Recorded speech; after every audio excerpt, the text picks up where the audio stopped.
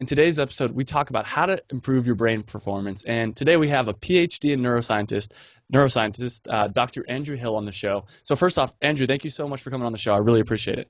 My pleasure, Travis. Thanks for having me. So I want to start off with a little bit about your story. First off, anyone that hasn't listened to you on the Joe Rogan podcast, highly recommend that. You have a very interesting story. You guys have some Thanks. great banner. But how did you get into neuroscience? Yeah, so I've always been interested in the brain. Even when I was a little kid, I was one of those kids that took everything apart that I could, that had screws just to see what was inside. And as I developed into an adult human, this black box, these 3 pounds of jelly that control everything, our experience, our performance, everything. It sort of became obvious to me how little we knew about how the brain works. And it's a little bit of a sad inflection, but when I was a little younger, my younger brother sledded out into the street. I was born in New England, and during a snowstorm, he sledded out into the street and got hit by a car and was in a coma for a couple of months. And I was in sixth or seventh grade. And so I saw this sudden dramatic change in consciousness. We couldn't tell what was going on. And that really opened up a lot of these questions about, okay, what is this? Why is he lying there unconscious? What's the process of consciousness, identity, mind, brain? And that, sort of hit a pretty serious note for me and made me think about the more serious questions beyond taking the clock apart when I was a 5-year-old. That wasn't, this was the natural progression from there to some extent. Okay, let's dive into it. And I want to talk about how people at home listening to this can actually improve their brain. And I know, obviously, getting enough sleep, exercise, and eating right is extremely important. We can talk a little bit about that, but sure. I also want to get into assuming people are getting enough sleep, exercising, and eating right, what is the next step that they can take? The next thing is probably meditation or mindfulness practice. It's incredibly accessible. It's easy to do. It doesn't feel easy to do, but it's fairly easy just to do the techniques. It's a little bit, it's like discipline is the hard part of meditation or mindfulness. Someone could ask, how can I get in shape? Well, you can go to the gym every day. I mean, that's an easy pat answer to say. It's a little hard to engage with. And so meditation, I find when talking about this as a accessible, brain-changing practice that you absolutely can do, people often are resistant to it because they don't have an idea about what it actually is, or they think it's something that they can't do. They think that, oh, I can't get to a place where my mind is blank. I'm not good at that. Well, great. That's the right time to meditate. Meditation or mindfulness in general is a form of paying attention. It's an effortful, intentional way of paying attention to an anchor of your attention, be it a sound, a light, a thought, a sensation, and you hold your attention on this way you've chosen to attend, and then simply notice when you've gotten distracted and bring your mind back to the focus, the anchor, again and again and again. That's the rep of meditation. Trivially easy. Oh, I'm no longer watching my breath. I'm listening to the car drive by or thinking about my knee that hurts or I'm hungry. Just notice those distractions and bring your mind back to the anchor, the focus of your meditation. That's it. And after days and days of doing this, your brain becomes a bit more spacious, a bit more quiet. You end up with a little bit of space between thoughts, which is a nice experience. And then, your brain changes. There's lots of evidence that there's executive function changes in the frontal lobe and sort of the lateral areas of the frontal lobe in both ADHD children as well as elders who have long-term meditation practices. Their brains don't experience the age-related cortical thinning that most of us experience, 50, 60, 70 years old. Our brain shrinks, especially in the insula cortex, which is sort of here on the sides, that has to do with body awareness and feeding and a few other things. And when you have a meditation practice that is significant, the degree to which you are spared cortical thinning is highly correlated with the amount of meditation you have done in your life. So people are always like, well, how much should I meditate? And my answer tends to be often versus some number of minutes. It's regularity. If you said, how much should I go to the gym for? I'd be like 3-4 times a week. Meditation is 15, 20 minutes every morning is probably sufficient to achieve all the brain changes that the literature shows comes from meditation. So a bit of a long-winded answer, but the first accessible place to go after, if you've sorted out your sleep and your diet and your physical activity, those things are relatively sorted. The next big thing that can move the needle in performance as well as experience is meditation practice. And what types of meditation do you recommend? I tend to be really basic. I think that you can do lots of things. I mean, lots of things are contemplative or meditation-like. I mean, prayer is a meditation to some extent, and for some people, depending on how they do it. Um, I think that all the benefits that show up in the literature can be achieved by doing basic practices. So I often teach people to do a 20-minute meditation where the first 5 minutes is one classic practice and the next 15 minutes are a different classic practice. And this allows your brain to sort of enter one state and then progress. And so I have folks do 5 minutes of what's called classically a samatha. The sort of an English interpretation would be single point awareness or focus meditation. This is a concentration practice for tightening and tamping down the ability to sustain attention. And this is a classic thing like, watch the sensation of air cross your upper lip as you breathe in and out. Simply that. But the point is to pack down the awareness to a little tiny sensation and hold a very, very narrow sense of attention. Do that for 5 minutes, and then usually I tell people to have a bell ring at the 5 minute mark, and then switch to what's called vipassana, or present time awareness. So you start off with single point awareness, and that stabilizes your attention. And once it's stable, you switch to a more open focus, a present time awareness, where you watch things that are more rhythmic. Like watch your air in your body, the breathing, expand and contract your body. Watch the cycle, or listen to, the cars rush by on the road outside your office or something. Anything that's rhythmic, where you can find something to attend to and attend through a cycle, and then sort of attend when you get distracted. So that 20-minute practice, single point awareness for 5 minutes, and then vipassana or present time awareness for 15 minutes, I think right there is all you really need to do. You can do lots more, but that should get you all the benefits people are going for biohacking and performance hacking. And during this time, does it matter if you're laying down, sitting down? I have, back problems, and I have like a pillow that I do a lot of meditation on. Sure. But does it matter? The short answer is probably not. Okay. The longer answer is when you're starting to meditate, it's hard to do in a relaxed fashion without falling asleep. So if you're brand new, lying down totally flat and meditating is a great way to transition into sleep, especially if you're under-rested, which many of us are. For those people that can't meditate without falling asleep, the classic instruction is do a standing meditation or a walking meditation, very slowly, intentionally walking. But no, it doesn't really matter. It's all about choosing to attend and then attending. The classic instructions that I tend to give are sit in a relaxed posture with your shoulders balanced above your hips, your neck balanced above your shoulders, a posture you can maintain for 20 minutes without strain. Mm-hmm. And I typically tell people to sit with their back not supported by a chair. So they aren't sort of, slowly sinking down into their meditation, and, having everything upright and relaxed and balanced sort of takes the mind and lets it balance more, I think, as well. So it doesn't really matter. You can do it anywhere. And once you learn some techniques, you will find that the act of meditation is accessible anywhere. You're 3 people back in the supermarket checkout line. And instead of going, oh, why is this person leafing through his or her coupons and dropping change? And it's more like, okay, I'm just watching my experience. And once you have that skill, you can turn it on when things are stressful or annoying, and simply be more mindful, more aware, more curious, and less reactive, less judging. And I think that's probably the core about the experience you get in the moment, in the short term from meditation. You expand the frame of sort of stability, where you're okay with how things are in the world because you stop taking them quite so personally. Oh, that guy cut me off. Oh, well, interesting. He's probably in a hurry. Instead of like, which is your more fight or flight, conflict, competition. Those are all about identity.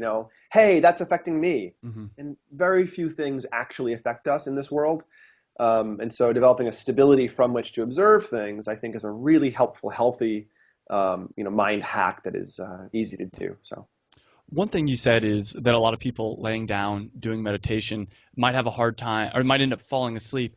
Mm-hmm. I'm nowhere close to that. Like for me, okay, I can only fall asleep if it's 10 o'clock at night or whatever. My mind is a little bit wild. That's part of the reason I started doing meditation. Is I had a lot of people telling me like, hey, maybe you should try meditation. Sure. And is there any type of a different meditation you'd recommend for different people? For instance, the person that would fall asleep versus the person that's like, meditation. I do meditation, but it's I notice, and I'm okay with it, but I notice my mind is pretty active. Pretty racy, yeah. Yeah. I would actually say no is the short answer. Any of these classic techniques will work for any type of mind long term. However, you might enjoy different things. And so for you, you're probably better starting with a samatha, a single point awareness, and holding that for longer, doing that for a full 20 minutes, doing that for 20 minutes a day for a few months. And at some point, you will find there is a stability and a resilience of reaction where you kind of, remember the old weeble wobbles? You push the weeble wobble and it kind of goes back to upright, or like a boat in the ocean, it bobs around and eventually ends up stable. Once you practice this skill, you have a resiliency, a righting motion in your mind, like an old boat, where it wants to be upright and balanced and not easily pushed around. So it doesn't really matter is the short answer, but if you're finding it extra hard to not be distracted, then I would not go to a Vipassana open focus kind of awareness or insight practice right away. I would stay with a samatha, a concentration practice. That's really about tamping down and narrowing your focus. Vipassana is more about like planting your feet in the stream of your experience and watching it flow by as opposed to being moved by it. But there's a lot more stuff happening in Vipassana. You're allowing your focus to be wide. And for you, a wide focus is just opportunities to get pulled, more opportunities than you might want at the early stage of the game. So I would stick with samatha, stick with single point awareness until you feel like things are getting quieter and more stable. I like that. I've never actually heard of that. Actually, yesterday I heard of it when I was listening to your Joe Rogan podcast. But other than that, I never heard of it, but it sounds very effective. I want to jump into neurotropics now. Sure. And first off, I guess, how did you come up with, you have a product called TruBrain. Yep. How did you come up with this product? So I was in grad school several years ago and getting a PhD in cognitive neuroscience. And for anyone that's studied higher education, there you go, some TruBrain. Anyone that's studied higher education, a PhD, as the joke goes, is the art of learning more and more about less and less until you know everything about nothing. And I was studying how human attention works. I was studying shaping human performance using biofeedback and brain mapping and other things. And there's this point in the PhD where you finished all of your coursework, usually 2 or 3 years in, and you may even finished all your data gathering for your dissertation, and everything becomes amorphous at that point. You might be teaching, you might be doing research, but most of your responsibilities are these massive, huge projects that no one's telling you how to do. They're your project, and you have to sort of become the expert in your area. And that's really difficult if you have, a stressful life, some ADHD, some things that aren't sorted in terms of your performance and your manageability of your performance. And that's where I was at. I was, still a little ADHD. I was a little stressed out. I was, teaching full time, working full time, trying to write my dissertation, trying to do data analysis, very stressed out. And so I went to the student psych services at UCLA and said, hey, a decade ago, I was on some psychostimulants for ADHD, and they, worked a little bit. I'd like some more. And after jumping through a lot of hoops, because they're kind of resistant to give them out, which was great, actually. I approve of that, resistance. I got some psychostimulants, amphetamine of some sort, and the things that had worked for me as a 25-year-old didn't work for me as a 35-year-old, or 38, whatever I was. I guess my liver got a little older and I couldn't tolerate psychostimulants. So I got cardiovascular effects, blood pressure weirdness, anxiety, all kinds of the side effects you don't want from stimulants. I was now getting them and no real benefit on my attention. So I said, well, okay, the Adderalls and Ritalins and, methylphenidates and dextroamphetamines aren't really going to be working for me. Not that I was super into them initially, but it was no longer a valid, thing in my back pocket when I really had problems. So I started looking at nootropics and other brain drugs and complement sort of supplements and herbs and all kinds of crazy things. And it was really confusing. I mean, I was a neuroscience a graduate student in the UCLA psych department, and I couldn't figure out what was a good nootropic to start with. I couldn't figure out if I should be trying a Racetam, and if so, which one, and if so, what I should try with it. And if I didn't want to try Racetam, what the other options were, and what the research chemicals were, which ones were safe, which ones were effective, which ones weren't, which ones were just buzzword and marketing compliant. And the internet wasn't terribly helpful. The sort of Reddit nootropics community is a bunch of self-hackers who were sort of pioneers in this area, but not a lot of well-validated science around nootropics and how they work.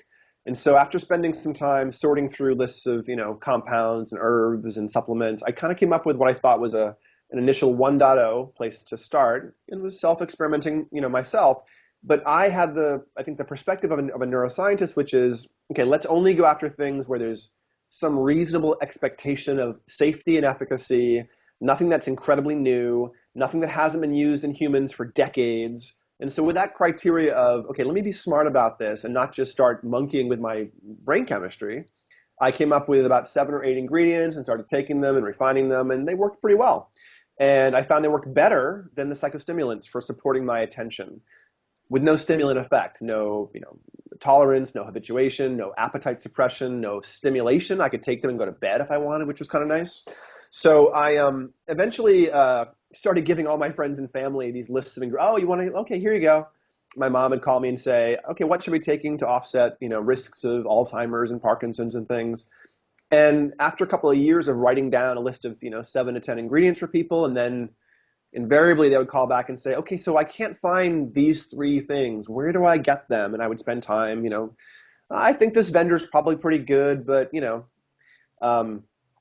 about that time I was, this was, I think 2014, 2013, something like that. I met Chris Thompson, who's the CEO of TruBrain, and he had just put a company in an incubator accelerator in Los Angeles called Start Engine.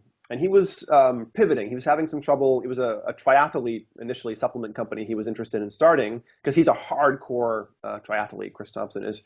And it turns out triathletes are all hardcore athletes, and they all want to do their own little individual fine-tuning. And the curation play of, here's a good thing to start with that's confusing, wasn't that interesting to them. And so Chris and I took the company and pivoted it into a nootropics blend, and we took my own personally, curated blend as the 1.0, and from there we refined, and the capsule format currently in TruBrain bears some resemblance to my 1.0 blend, but it's gone through a few iterations. And after being in business for about a year, our customers were clamoring for drinks, and so we came up with a TruBrain drink format, which is a little 1 ounce shot you were showing us. Right there we go. Yep. And that was actually a lot more challenging than we thought. A lot of our team worked very hard with flavorings and getting things to mix well until we ended up with a not horribly tasting nootropic. These things are really acrid, alkaline, a lot of very nasty things in the nootropics world flavor-wise, and really difficult to make them into a palatable drink that isn't just full of sugar, which we managed to minimize the sugar pretty well in those drinks. So, as a product development story, it's been very exciting. But for me, it's been very selfish, sort of enlightened self-interest here, where it's just getting the best-in-class nootropics out there so that when my mom says, send me more, I send her TruBrain instead of finding 15 things and packing them up and sending them off to her. So it's really it was really, for me, a consumer play initially that reflected my own nootropics journey, maybe. Let's dive into, what are some of the ingredients that you've put in here? Yeah, so the main ingredients in TruBrain, in both formats, the capsules and the drinks, is a mixture of really 2 heavy lifters, a Racetam, a class of compound, and a choline class of compound. And TruBrain for the Racetam uses either piracetam, which is the first one that was discovered, or oxiracetam, which is very, very similar, but is a tiny bit more stimulating and also tastes a lot better. So the drinks have more oxiracetam in them, and the capsules are more piracetam based. So the racetams are a class of compounds that were discovered many years ago. They've been used in most other countries except for the US for decades for mild ADHD, head injuries, post-drowning hypoxia, post-alcoholism recovery, anything where the brain needs more oxygenation and a little bit more support metabolically. And piracetam was the first compound that was discovered to do this. And all the other racetams, as they're called, have been derived from piracetam. But initially, piracetam was synthesized from the neurotransmitter GABA. So in spite of it being a synthetic drug or chemical, it is actually relatively close to the neurotransmitter that makes you feel calm. I think the story goes, again, it's maybe apocryphal. I'm not sure if it's a real story, but what I've heard is that piracetam scientists were trying to find a new sleep drug, and we're trying to monkey with the only neurotransmitter that makes you totally relaxed and sedated. And they created a version of it that seemed to improve attention and focus. And so that was piracetam, and it was used for recovery, if you will, initially. But piracetam is incredibly safe. You cannot physically eat enough for it to hurt you, unless you have a couple of very specific health constraints. All of the racetams seem to affect the slipperiness and the flexibility of cells. And that means that if you're hemophiliac or on large doses of blood thinners, you wouldn't want to take racetams because they would interact and you'll have even increased slipperiness of your platelets, which you wouldn't want if you're hemophiliac, obviously. And then the other thing is most racetams use the kidneys as a mechanism of elimination. I mean, everything we put in our body is eliminated by the liver or the kidneys or occasionally other mechanisms. And so piracetam is a kidney elimination mechanism. So if you have, one kidney or dramatically impaired kidneys or kidney failure, you might not want to load up with racetams because it's going to stress them a little bit. But beyond that, they're relatively safe compounds. And so we started off with racetams and then added a choline. Cell membranes in the brain and body have choline in them. The brain uses choline to make the neurotransmitter acetylcholine, which is involved with memory and attention. And so the idea is, raw material for a neurotransmitter you're working throughout the day to help you stay focused. So that was the first sort of 1-2 punch in the TruBrain formulation. And as I was building this stuff up initially with our team of neuroscientists, I sort of realized or was seeing a lot of variability in subjective effect. A lot of people were saying, oh, I like piracetam. Other folks are saying, I don't like piracetam. It doesn't work for me. I don't get any effect. And I was looking at all the different subjective reports people were giving out there, and a lot of variability. It didn't make total sense to me about why there was so much intra-individual variability. And so everything else we've added to the TruBrain stack or blend is there to optimize either places I thought might be points of failure for cognition in people who are trying to, self-hack or optimize, or reasons I thought that the racetams would not work for people because of baseline nutrition or other issues. So some of those ingredients include L-tyrosine is in TruBrain, and tyrosine is the precursor for the neurotransmitter dopamine, which is the salience and interest and reward neurotransmitter. So my thought was, okay, a lot of people are probably overly abusing their dopaminergic systems. They're either have been on stimulants a lot, or they're in other ways, not getting the rewards or the stimulation they want. They're looking for that. So let me give some raw material to that system in case there's a deficit there. Same thing, magnesium is in TruBrain, and cells that fire require magnesium, cells that have electrical discharge. And so I thought maybe electrolyte levels would be low in some people, and that might minimize some of these effects. So I added a little bit of magnesium. Magnesium also in the body works to relax muscles, and it's also used at the neuromuscular junction to help nerve cells fire muscles. And so I thought it was a good, sort of body-wide nutritional support, but it also buffers. If you get a little bit anxious, magnesium can make you calm. So some people were reporting that nootropics make them overly activated. Other folks were looking for activation and weren't getting it. So I came up with a strategy of buffering. So, choline in TruBrain, the racetams in TruBrain, a few other things are stimulating. The magnesium might stimulate you if you're under electrolyte sort of balance, or it might tamp you down if you're overly activated by some of the other ingredients. So it was a buffering sort of strategy.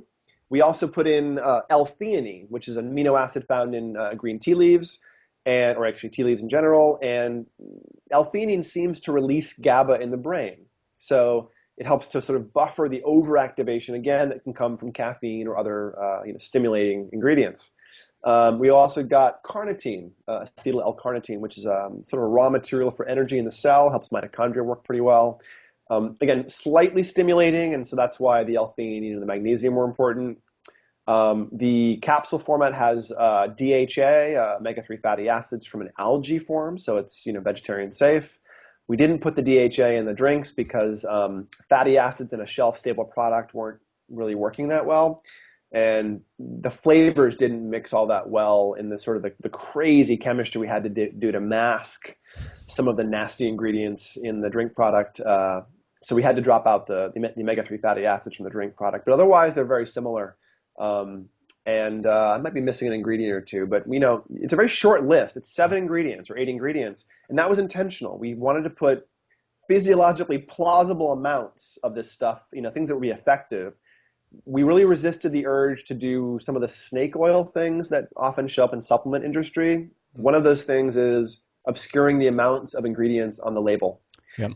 We don't do that. There is no proprietary blend in TruBrain. Yes, it's a great blend. Yes, we worked hard at making it. There's IP involved in making this blend, but it's not IP we're hiding from you. Mm-hmm. So if you want to take TruBrain, you can grab the label and see all the ingredients and decide if it's right for you. We thought that was really important, and not trying to get customers simply through being buzzword compliant or having an interesting ingredient on the label that was sort of fairy dusted in with little minuscule amounts. And so we really tried to both not fairy dust and to not obscure with proprietary blends. Those were two things we decided we weren't going to do. And then we went ahead and added, the capsules were the first product. And we decided against caffeine. Most brain hacking or brain supporting compounds that are not designed for a specific deficit or illness tend to have caffeine in them. All energy drinks have caffeine. Most of these sort of, brain supplements on Amazon have caffeine in them as the major driver. It's usually caffeine and some form of sugar that are driving your experience.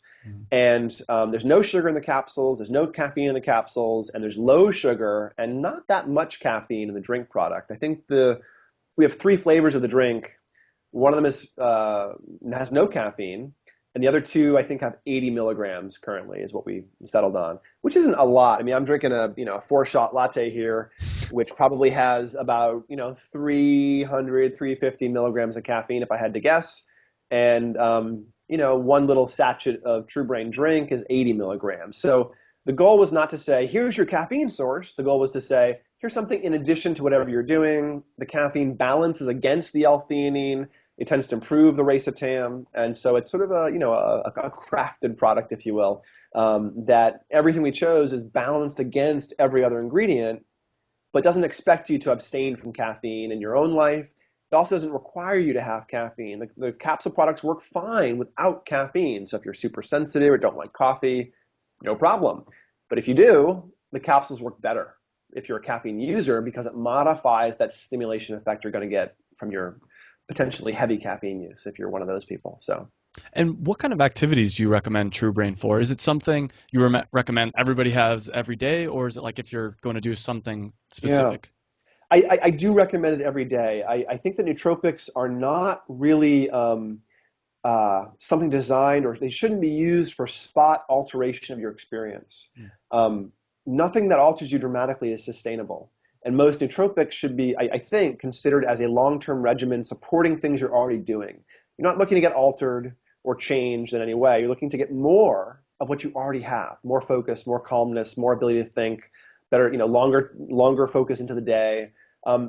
Caffeine, if you're a caffeine user, 1 cup of coffee does that. 2 or 3 might push you over to the arousal curve, so now your performance is impaired. And so my goal was to really provide a regimen, and it's subtle. I mean, if you take Adderall, Ritalin, or too much caffeine, you feel it. If you take TruBrain, you feel it, but it's a little bit more subtle than a large caffeine hit, for instance. Also, Racetam specifically don't seem to work perfectly for most people the first time you take them. It takes some time for the effect to build up, and we seem to see in the capsules 3, 4, 5 days is when the effects really start to emerge. And in the drinks, they're liquid, of course, so they absorb much faster. I think that improves the sort of lift off of the effect.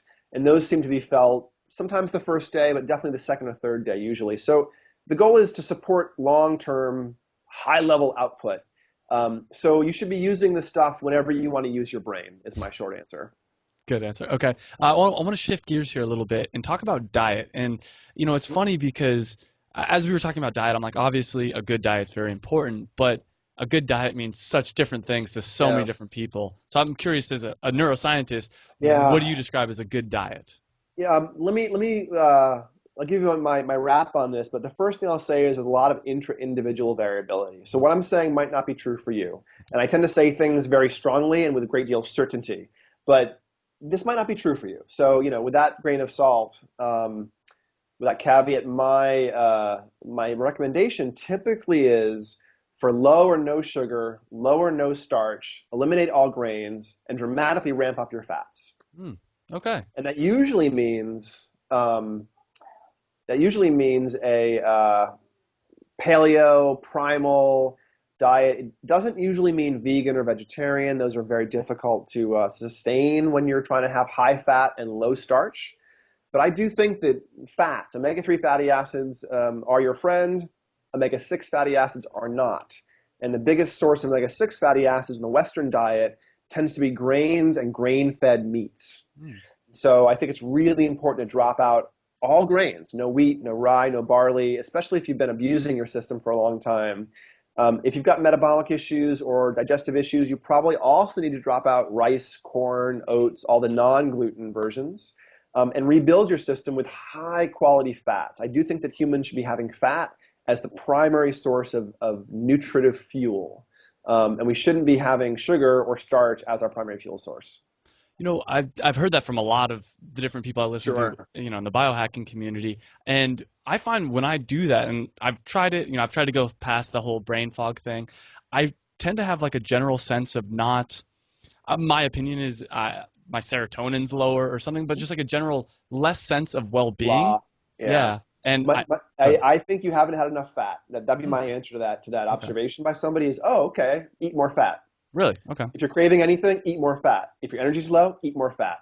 If you're feeling a little bit emotionally blah because you're a bit worn out and you're feeling like you just don't have the energy you want, eat more fat. That's the answer for the first 2 weeks of this process. I also think some folks try this process and don't do it with enough commitment and sort of in this middle place. There's not enough sugar or enough fat on board, and that feels horrible. That's just no energy. You've got brain fog. You can't think. And so I think that you need to be very cognizant of how low you should drop your carbohydrates while you're transitioning.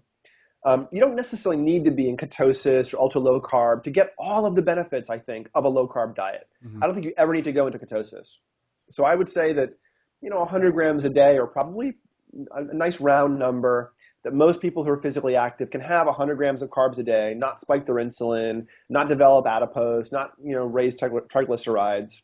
But when you're transitioning into this, you've been eating 200-300 grams of carbs a day as a typical Westerner, you might need to sort of starve your system of carbs to exhaust all the liver and muscle sort of glycogen and stored carbs to trick or force your body into burning fats in a more efficient way. And that means you might need to be under 50 grams of carbs a day and continuing to be active for a couple of weeks while eating enough fat to teach your body to start really working on the fat. So not that you haven't done this inappropriately, but I never quite got the smooth, stable energy. That's a sign that you weren't eating enough fat or you weren't reducing your carbohydrates low enough to sort of make the switch. Your body can't burn carbs efficiently and fats efficiently at the same time. These are competing processes. And so the Krebs cycle gets kicked on to burn carbohydrates, and we have a more ketogenic or making ketones for fat-based metabolism. Those things are there's efficiencies. The body and brain tunes to do one better, and it can't do both at once. So you need to really train your body over several weeks to be a fat burner. And then once you transition, your energy is much, much better, much more consistent. And you also have nice abs, which is a nice side effect. I mean, once the body's learning to burn adipose or lipids, it's got a store of lipids on board all the time. And so instead of burning fuel when you eat fuel, it's always sipping at those lipid stores once it learns to burn lipids efficiently. And then your waist shrinks and you develop better cardiovascular tone and better emotions. And sometimes people that have believed the low fat hype in the 70s have issues with their fat metabolism. They have bad high cholesterol, low good cholesterol, and going to a low sugar diet improves cholesterol. A high fat, low sugar diet raises good cholesterol and lowers bad cholesterol. So that can affect mood and energy. Cholesterol is involved in making every hormone. It's involved with regulating all kinds of neurotransmitters. It's involved in the cell membrane as a receptor protein. So cholesterol is actually an essential nutrient.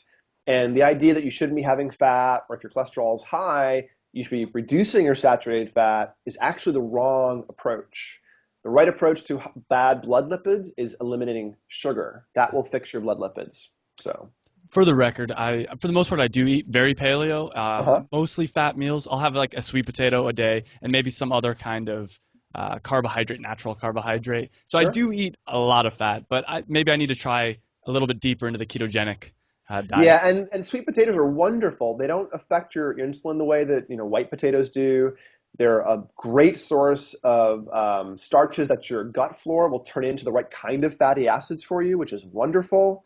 Um, but that's something you should do, the sweet potato a day or every so often after you transition. Okay. You won't be able to transition into a fat burning efficient mode unless you really sort of starve. The muscles will store something in the neighborhood of like 500 grams of carbohydrates or glycogen as stored fuel.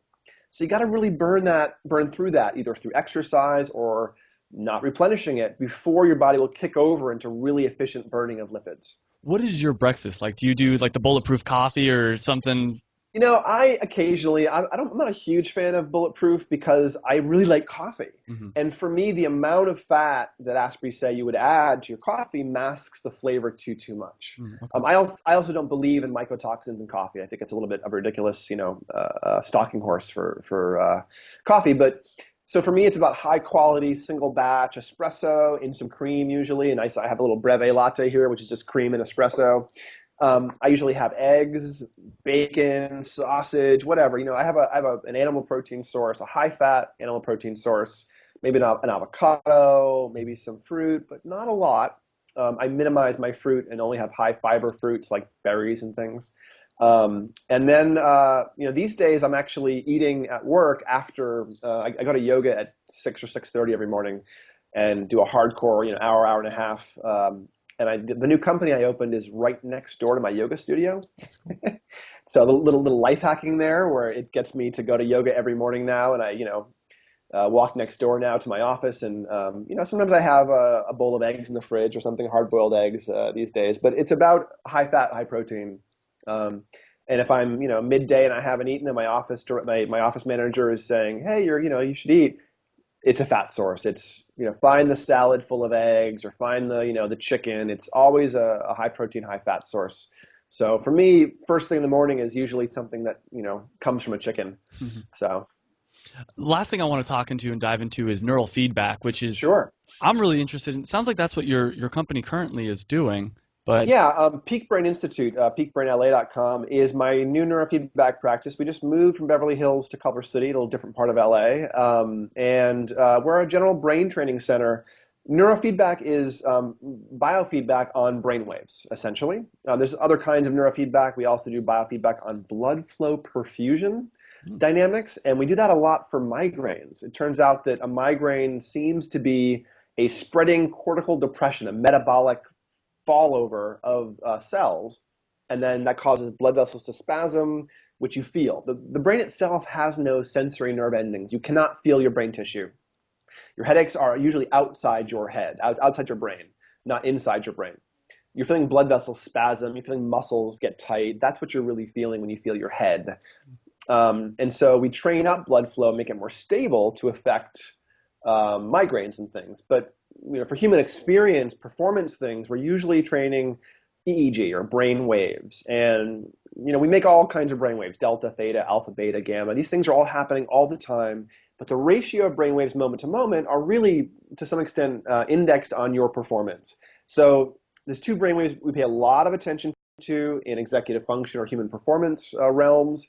One's called theta, one's called beta. And the ratio of theta to beta is the most highly validated marker for performance to some extent for executive function. So the theta beta ratio is a great marker for if you have ADHD or not. A high theta beta ratio, high theta, low beta is a problem. That's no breaks, distractibility, high novelty seeking, being very much in a hunter mode versus a gatherer mode.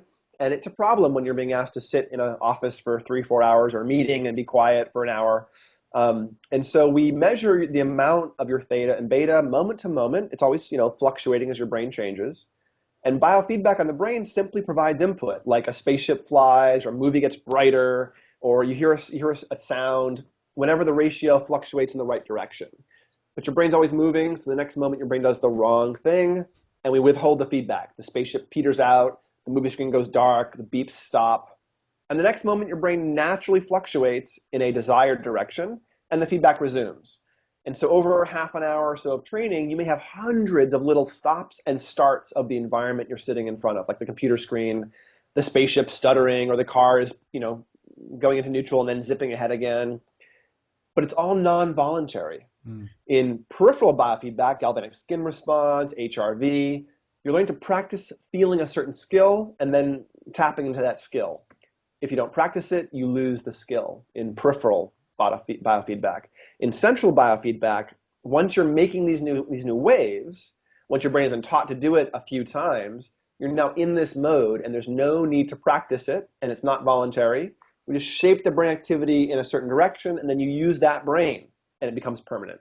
So for things like ADHD, anxiety, sleep issues, seizures, migraines, OCD, PTSD, major depression, all of these things can be dramatically shifted simply by tuning or exercising your brain to get rid of patterns that might be problematic and enhance resources that might be a little bit weak.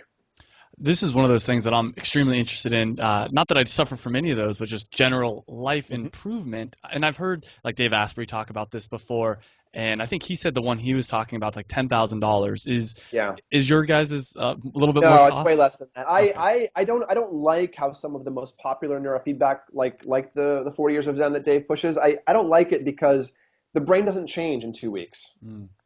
Or a week. It takes 5 or 6 weeks to make big changes, and it takes ongoing effects to see what change you're provoking. Every brain changes differently, even with the same neurofeedback approach. And so I think it's important to scan the brain, get a QEEG, a quantitative brain map, and then tailor the process to your strengths and weaknesses, and then see what happens, and tailor the process again. And that takes weeks to do, and weeks to make stick. So I think that doing this intensive 2 or 3 week thing, I have clients that come to see me for a boot camp for 3 weeks, and they leave with equipment and continue to train for weeks or months after they see me. But most clients come in for 2, 3, 4 months, and I charge about $1,000 a month. And they're training about 10, 12, 13 times a month for $1,000. So in 3 months of training, you might pay $3,500 including your first brain scan, and that's enough time. That's 35 or 6 sessions. That's enough time to eliminate ADHD for most people, suppress seizures, re-regulate sleep, drop the PTSD or anxiety you're experiencing. So, my price would roughly be $3 or $4,000, but I also have a peak performance perspective on this stuff. So some folks fix their ADHD and then continue to train to see just how far they can get. Other folks don't have any problems like you. They're pretty chill, they're enjoying their life, high performing, but they're looking for that extra little edge, or they're looking to power through their day and leave with more energy, or make their sleep a little bit more restful, or tap into things that aren't necessarily linear performance, things like creativity. We have a lot of techniques we use that access deep generative creative states for people. And so it's sort of, to some extent cosmetic neuroscience, where you're able to reach in and say, I want to be less distractible or more focused or more creative, or wake up less often throughout the night, or fall asleep more easily. So people describe what their goals are. We see what their brain looks like. We say, oh yeah, I see some impulsivity in your brain. Let's train that away and see if it gives you the control over your focus you would like. And then we work with people individually and just kind of, move them closer and closer to the brain that they're hoping to get ultimately. Funny enough, I'm looking to move to the West Side in January, so I'll definitely have to check that out. That sounds sure. really Yeah, interesting. come on by. I'll give you a QEEG, and if you want to expose your private secrets, we can talk about your brain on air even. I'd be happy to do that with you. That would be cool. All right, last question, and I ask this for all my guests. Okay. And since this show is geared towards the 20-somethings, what is one piece of advice, and it could be about brain hacking or just general life, that you would want to share with the 20-somethings out there? I graduated from my undergrad around 23 years old, like most of us, or 22 actually, and then I went into grad school at like 35. So there's a gap there, right? And I was not especially driven in that gap. I worked in high tech, worked in human services, kind of bummed around, because I wasn't really sure what I wanted to do, or maybe there's things I would have liked to do that I didn't feel that would be worth the effort, or it wouldn't be money there necessarily if it was what I liked to do.